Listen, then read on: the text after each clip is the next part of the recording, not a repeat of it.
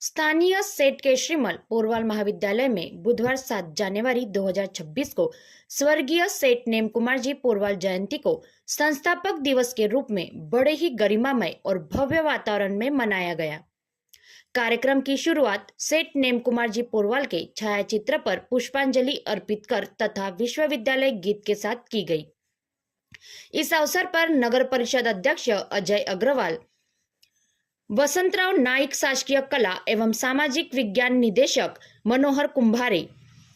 एरखेड़ा नगर पंचायत अध्यक्ष राजकिरण बर्वे, शिक्षण प्रसारक मंडल के उपाध्यक्ष अखिल पोरवाल, कोषाध्यक्ष अभिमन्यु पोरवाल, सचिव विजय कुमार शर्मा, सीईओ सुधाकर धोंडगे, प्राचार्य डॉक्टर स्वप्निल दहाट,